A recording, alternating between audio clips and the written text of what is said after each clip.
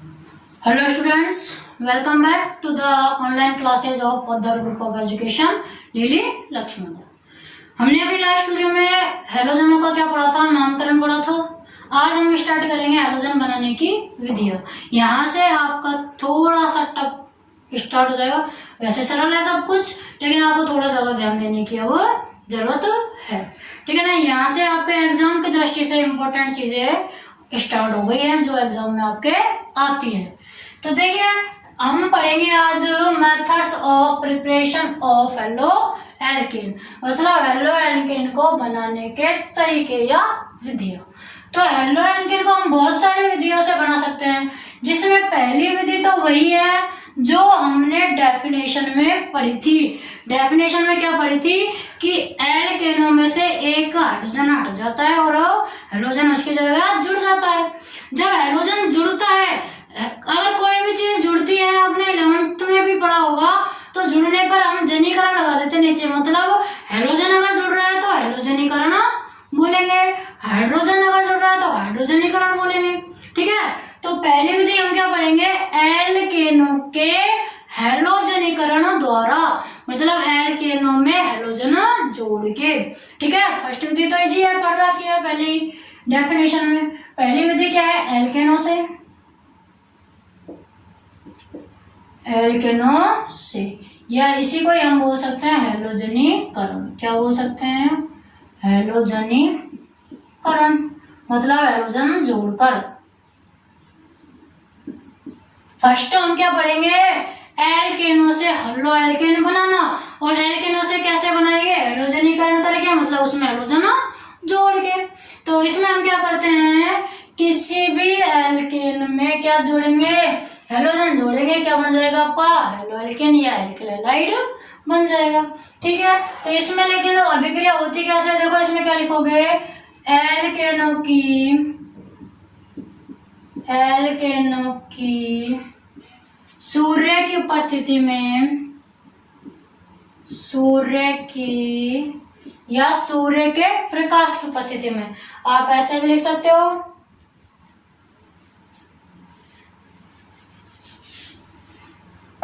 सूर्य के प्रकाश की उपस्थिति में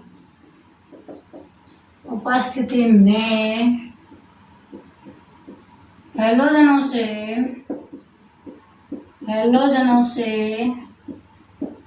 क्रिया करा के हेलो एल्केन प्राप्त होते। देखो हमने क्या लिखा है कि एल्केनों के सूर्य के प्रकाश की उपस्थिति में हेलोजनों से क्रिया करा के हेलो एल्केन प्राप्त होते हैं, मतलब सूर्य का प्रकाश जरूरी है। अगर अंधेरे कमरे में आप क्रिया कराओगे तो आपका कोई भी उत्पाद नहीं बनेगा। देखो एल्केन क्या होते हैं, आर में एच जोड़ दो एल्केन बन जाएगा। आर एल्किल ग्रुप होता है, बताया था अपने लास्ट वीडियो में। आर जैसे CH3 है, एल्किल ग्रुप है, मेथिल ये आर है, और इसमें एक एच जोड़ दिया, CH4 बनता है, एल्केन हो गया ना, CH4 एल्केन होता है। तो हम एल्केन को ऐसे लिख सकते हैं RH, तो हमने एल्केन की जगह लिख दिया RH प्लस, किसके साथ क्रिया करवाएंगे हम, हेलोजनों से। हेलोजनीकरण है, मतलब हेलोजन जोड़ते हैं, इसमें क्या जोड़ते हैं, हेलोजन हमने ले लिया X2। अच्छा, कल एक बच्चे का कमेंट आया था कि हाइड्रोजन अकेले नहीं आता है, हाफ H2 के रूप में आता है। तो ओनली हाइड्रोजन नहीं, बल्कि कोई सा भी परमाणु अकेले नहीं आएगा, हमेशा वो क्या आएगा, या तो 2 आएगा या हाफ H2, या तो उसके आगे ऊपर कुछ लगेगा या नीचे। सिर्फ हाइड्रोजन के लिए याद मत रखिए, ठीक है। ये हाइड्रोजन पर ही नहीं बल्कि सभी पर ही लागू होगा, X भी हम अकेला नहीं जोड़ सकते। वो तो मैंने आपको नॉर्मल वे में समझा दिया था कि जैसे C6H6 है, तो मैंने आपको ऐसे बता दिया कि इसका एक हाइड्रोजन हट जाता है और इसमें एक X ऐड होता है। तो मैंने आपको नॉर्मल वे में जैसे यहाँ X लिख दिया और बता दिया कि C6H, यहाँ पर एक H हट के इधर चला जाएगा, और यहाँ मैंने प्लस H कर दिया था, मतलब आगे। तो C6H5 और इसमें क्या जोड़ दिया था, एक X, हेलो एल्केन बन गया, और ये H आपका अलग हो गया। तो ये मैंने आपको नॉर्मल वे में बताया था, कोई रिएक्शन नहीं करवाई थी, बस बताया था कि इस प्रकार से बनते हैं, ठीक है। तो मुझे भी पता है तो कि हाइड्रोजन अकेले नहीं आएगा। और सिर्फ हाइड्रोजन नहीं, आपने कहा था कि हाइड्रोजन अकेला नहीं आता, सिर्फ हाइड्रोजन के लिए यह नियम लागू नहीं होता, प्रत्येक परमाणु के लिए लागू है। किसी भी परमाणु को अकेले हम अभिक्रिया नहीं कराएंगे। यहाँ हम ओनली एक्स नहीं लिखते, एक्स के 2 परमाणु लिखेंगे, ठीक है।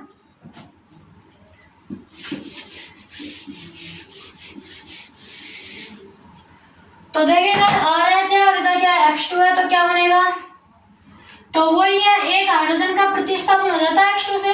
इस X2 को हम ऐसे भी तो लिख सकते हैं X और X, X2 का मतलब X X ही तो होता है। तो एक H तो इस X के साथ अलग हो जाएगा और एक R और एक X आपके पास बच जाएगा, RX प्लस HX। भाई ये R और ये X RX, ये H और ये X क्या हो गया HX। ये x डॉट x आपका क्या था X2। अच्छा किसमें होती है अभिक्रिया, सूर्य के प्रकाश की उपस्थिति में होती है। सूर्य के प्रकाश की उपस्थिति को हम किससे दर्शाते हैं h न्यू। सूर्य का जो प्रकाश हमें मिलता है किस रूप में मिलता है, फोटोनों के रूप में मिलता है। और फोटोन की ऊर्जा को हम किससे प्रदर्शित करते हैं h न्यू से। तो यहाँ हमेशा क्या लिखना है आपको h न्यू। अगर यहाँ ऐसे हो अंधेरा कमरा तो फिर आपकी कोई रिएक्शन नहीं होगी, ठीक है ना। अगर आपके पास में क्या होता है, जैसे अगर आपको इस प्रकार रिएक्शन दी हुई होती है, आप नोट में वैसे लगा सकते हो कि RH प्लस में X2, यहाँ लिख दे अंधेरा कमरा। तो अंधेरे कमरा अगर लिखा होता तो कोई रिएक्शन नहीं होगी। अंधेरे कमरे में रिएक्शन करवाओगे कोई रिएक्शन नहीं होगी। और अगर H न्यू या प्रकाश की उपस्थिति में करवाओगे तो आपको यहाँ हेलो एल्केन प्राप्त होगा। क्या प्राप्त होगा, हेलो एल्केन। एग्जाम्पल देखते हैं हम इसके। दो R क्या होता है, एल्किल ग्रुप होता है। एल्किल ग्रुप हमने ले लिया मेथिल CH3। फिर यहाँ एक H और है, ये एक H और हो गया, मतलब ये क्या बन गया आपका मेथेन बन गया। एल्केनों से बना रहे ना, तो एल्केन यानी कि आपका क्या है, कौन सा एल्केन है, मेथेन। CH3 और एक H CH4। अब मैम आपने अलग अलग क्यों लिखा है, जिससे कि हम एक H और एक X को अलग कर सके, इसलिए। देखो प्लस में हमने ले लिया Cl2, तो इस Cl को भी मैं ऐसे लिख दूं, Cl2 को भी ऐसे लिख सकते हैं ना, ठीक है। और किस में होगी, H न्यू प्रकाश की उपस्थिति में होगी। तो क्या होगा, ये H और ये Cl बाहर हो जाएंगे और ये CH3 किससे ऐड हो जाएगा, Cl से। तो CH3Cl प्लस HCl। तो आपके पास में क्या मिला, क्लोरोफॉर्म मिला और हाइड्रोक्लोरिक एसिड मिला। अच्छा ये जो एक प्रकार की जो रिएक्शन है एल्केनों से, जब हम क्या बनाएंगे, हेलो एल्केन बनाएंगे, तो जो रिएक्शन होगी वो क्या होगी, श्रृंखला अभिक्रिया होगी। यहाँ आप क्या लिख सकते हैं, यह एक श्रृंखला अभिक्रिया होती है, यह एक श्रृंखला अभिक्रिया होती है। अब मैम श्रृंखला अभिक्रिया से मतलब क्या है, मैम श्रृंखला अभिक्रिया की तो बताओ हमें, कैसे है ये श्रृंखला अभिक्रिया। तो ये श्रृंखला अभिक्रिया का मतलब है कि पहले उत्पाद बना CH3Cl, यही बनाना। अब श्रृंखला का मतलब है कि CH3Cl को फिर से हम अभिकारक के रूप में लिखेंगे तो और उत्पाद बनेगा, फिर दोबारा जो उत्पाद बनेगा वो फिर से अभिकारक के रूप में काम करके उत्पाद बनेगा। जो उत्पाद बनते जाएंगे उनसे हम दोबारा हेलो एल्केन प्राप्त कर सकते हैं। जैसे एक बार हो गई है CH3Cl आया, अब देखो सेकंड में हम क्या करेंगे, फिर ये जो CH3Cl आपके पास आया है, ये जो CH3Cl इसको क्या बोलते हैं, क्लोरोफॉर्मी बोलते हैं इसको भी। ये जो CH3Cl आपके पास आया, या फिर हम बोलेंगे क्लोरोमेथेन। तो ये जो आपके पास आया है CH3Cl, इसकी फिर से हमने जैसे Cl2 से क्रिया करवा दी, ठीक है। और किस में होगी, वही सूर्य के प्रकाश की उपस्थिति में होगी। तो अब दोबारा क्या होगा, इन Cl2 में से एक Cl और इसका एक H, इसका एक Cl और इसका एक H, तो अलग से HCl के रूप में चले जाएंगे, ठीक है। एक Cl गया, एक Cl बच गया इसका, ठीक है भाई लिख दिया। और यहां से एक H चला गया तो CH2, एक H गया तो क्या हो गया CH2, और यहां से Cl गया था, ये Cl तो अभी बच रहा है, एक Cl ये, तो क्या हो जाएगा Cl2। भाई CH3Cl है आपके पास, इसको ऐसे लिखो CHL एच एच, ठीक है। और ये आपका हो गया CH3Cl, CHHHCl हो गया ना CH3Cl। और किसके साथ करवानी है आपको इसकी रिएक्शन CH3Cl की? Cl2 से। तो ये HCl तो आपका बाहर चला जाएगा, क्या बचेगा? CH2Cl2, यही बचेगा ना। तो देखो CH2Cl2 प्लस बाहर क्या निकलेगा? ये वाला HCl, ये HCl हमने बाहर निकाला। अब फिर से आपको मिला डाइक्लोरोडाइमीथेन, या फिर इसको बोलेंगे वही क्लोरोफोर, सामान्य भाषा में ये भी क्लोरोफोर, ये भी क्लोरोफोर। अब इसका दोबारा फिर श्रृंखला अभिक्रिया का मतलब है जो उत्पाद बनता है वो बार बार अभिक्रिया करेगा। तो अब आपका जो अब उत्पाद बना है वो क्या है? CH2Cl2। अब आपका उत्पाद क्या बना है? CH2Cl2। तो अब ये फिर से अभिक्रिया कर सकता है। देखो नेक्स्ट आपको क्या लिखोगे? CH2Cl2, फिर दोबारा इसके Cl2 से अभिक्रिया करा दी हमने प्रकाश की उपस्थिति में। तो देखो CH2Cl2 है, इसको हम ऐसे लिख सकते हैं। आप इस जो मैं ये बता रहा हूं ना, देखो Cl2 ये जोड़ दिया हमने, और एक He है और एक He, बन गया CH2Cl2। प्लस में है ये Cl2, Cl और Cl लिख सकते हैं। क्या होगा? ये HCl बाहर चला जाएगा, क्या बचेगा? CHCl,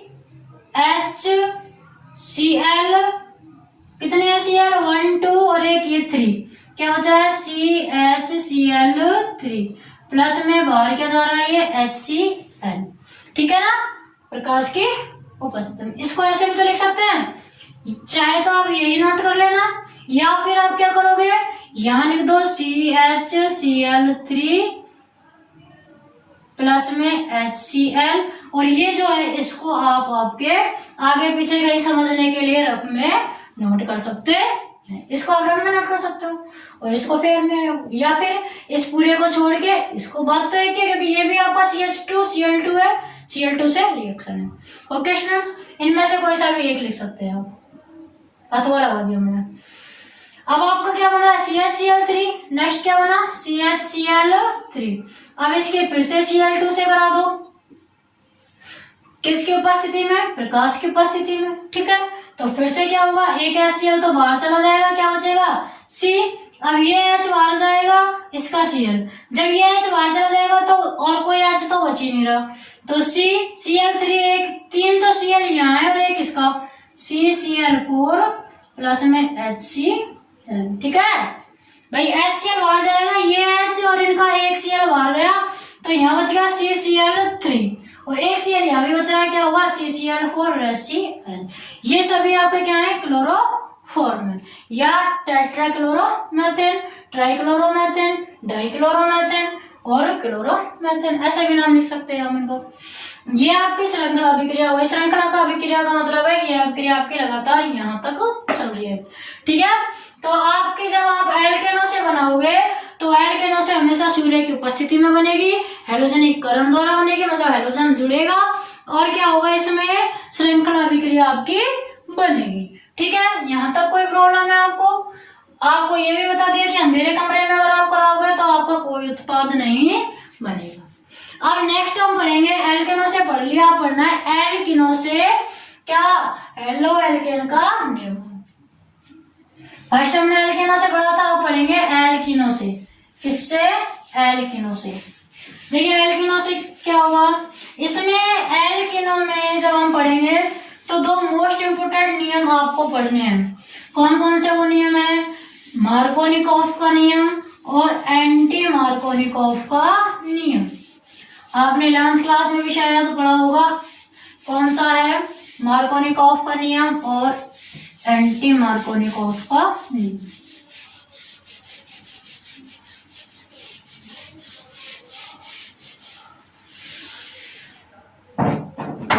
देखो सेकंड मेथड हम पढ़ेंगे एल्किनो से।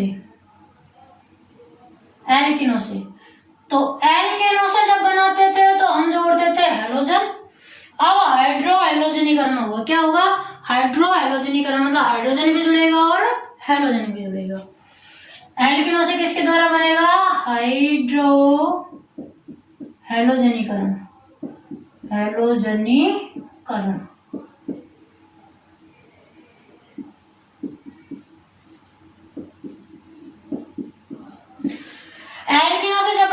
हाइड्रो हेलोजनीकरण होगा, हाइड्रो का मतलब H, हेलोजन का मतलब X, यानी कि इस बार हमें एल्कीन लिखनी है जैसे कि एथीन, ठीक है, और एथीन में हमें क्या करना है, HX को ऐड करना है। एल्कीन में HX, H का मतलब हाइड्रो, X का मतलब हेलोजन, हाइड्रो हेलोजन जुड़ के हाइड्रो हेलोजनीकरण। तो देखिए कैसे पढ़ेंगे, इसमें आपको लिखना है इस अभिक्रिया में, देखो सबसे पहले इसमें आपको लिखना है इस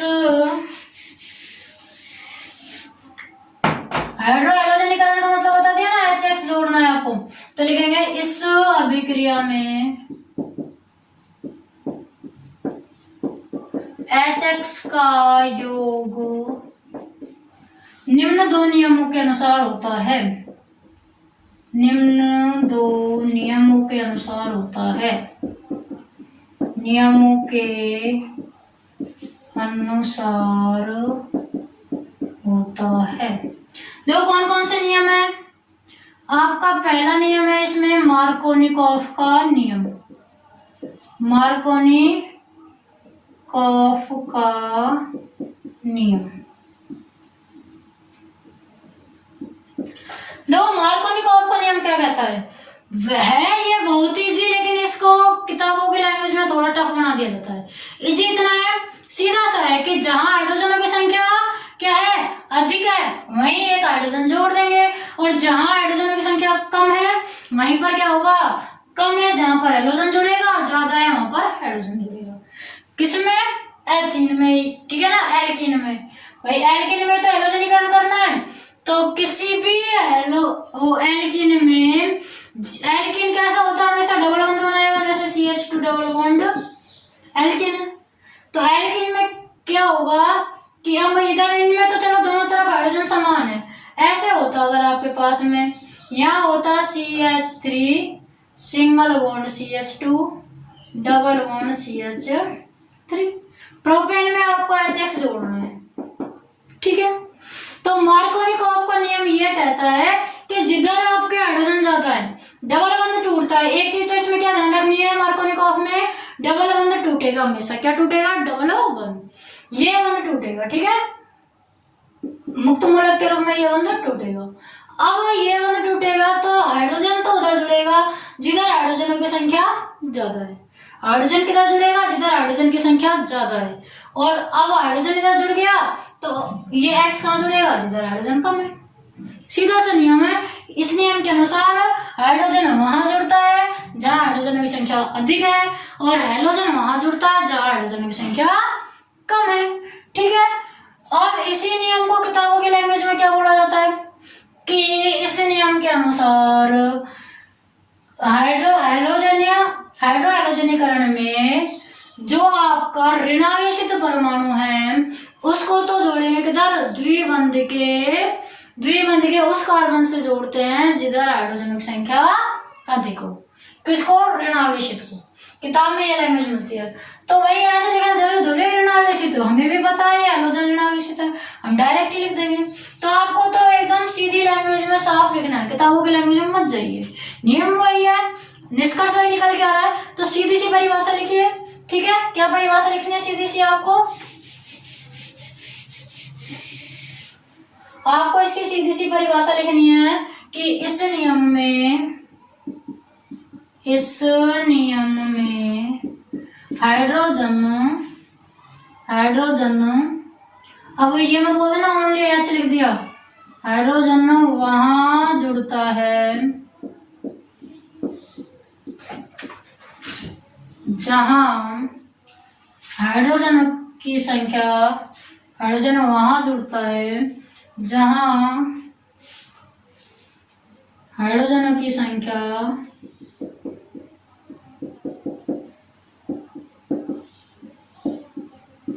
अधिक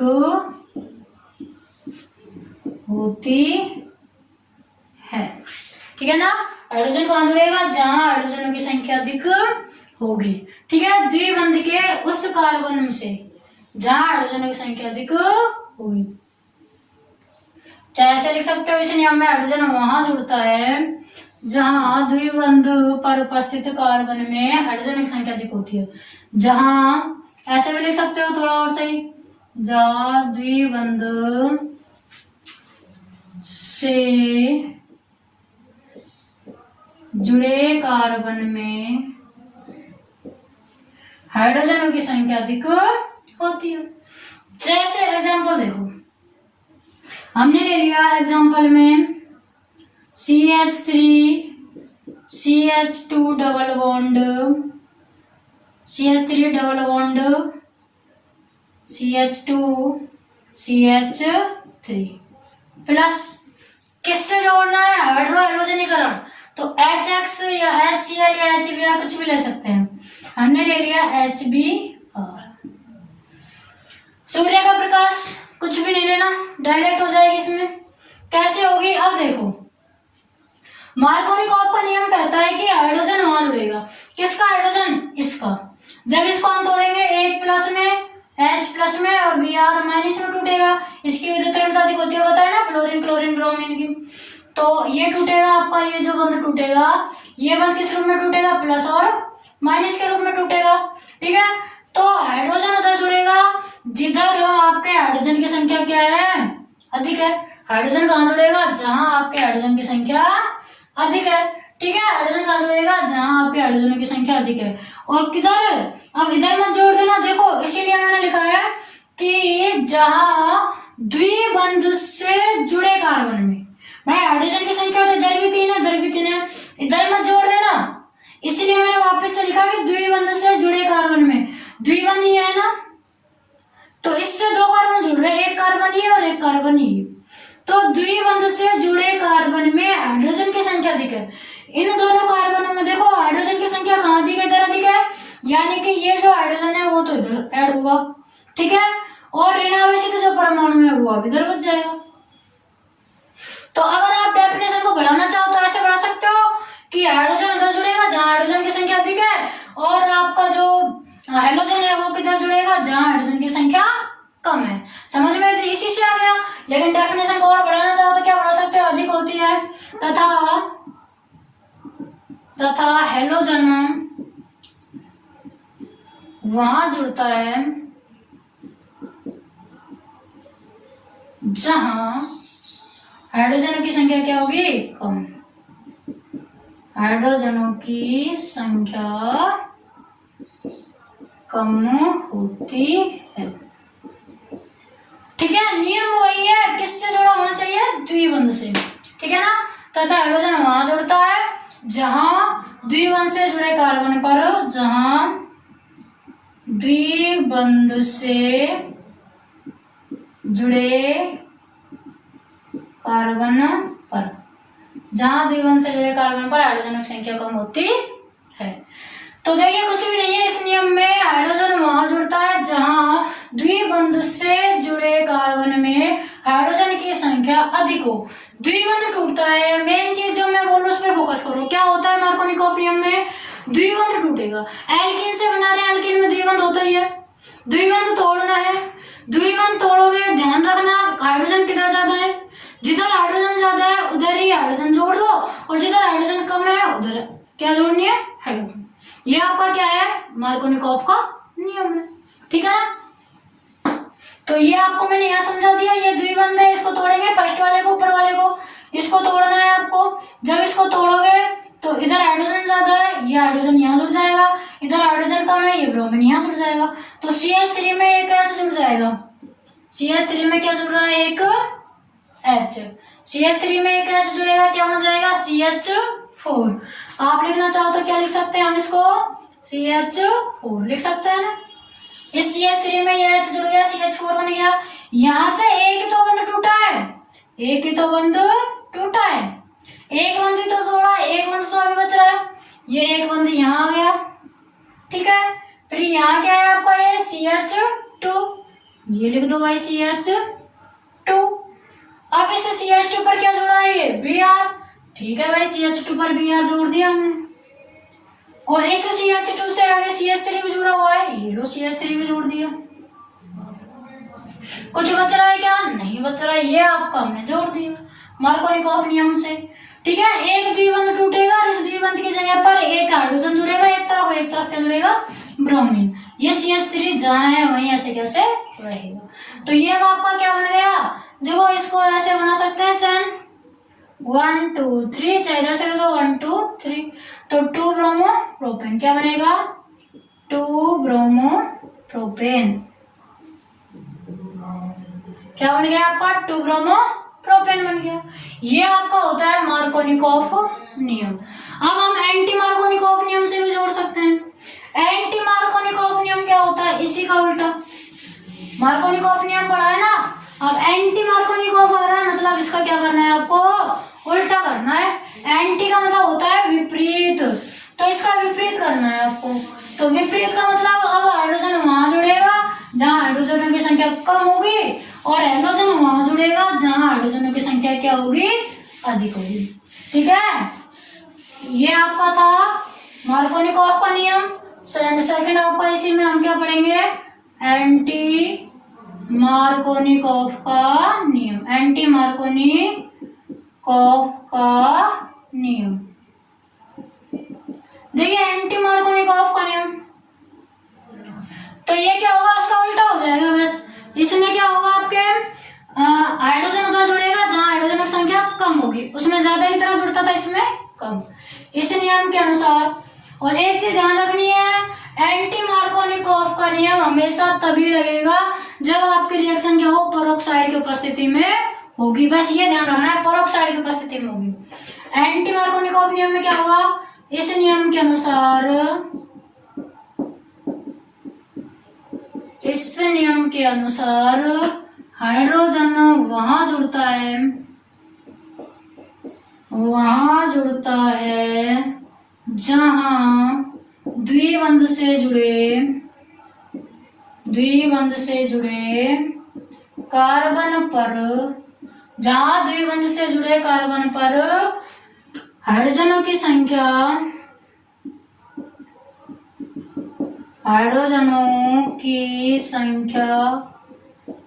क्या होगी, हाइड्रोजनों की संख्या उसमें अधिक थी, तो इसमें विपरीत नियम मतलब कम होगी, हाइड्रोजनों की संख्या कम होगी। वह हेलोजन कहां जुड़ेगा, हेलोजन वहां जुड़ता है जहां द्विबंध से जुड़े कार्बन पर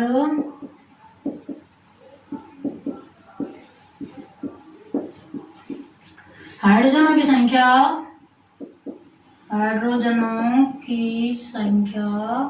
एक में कम है तो दूसरे में क्या लिखनी है, अधिक होगी। कुछ भी रखना नहीं है, एक में कम है दूसरी में अधिक होगी लिखना है।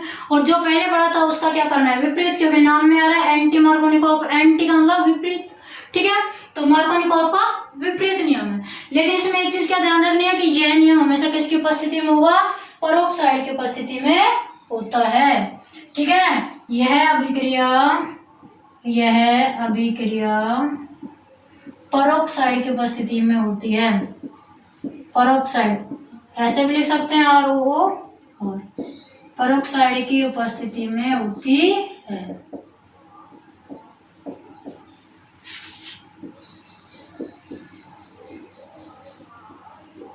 यह अभिक्रिया क्या होती है, पेरोक्साइड की उपस्थिति में होती है। पेरोक्साइड दर्शाना आपका जरूरी है। एग्जाम्पल वही ले लेते हैं, जैसे अब वही एग्जाम्पल ले लिया, CH3 CH2 double bond CH3,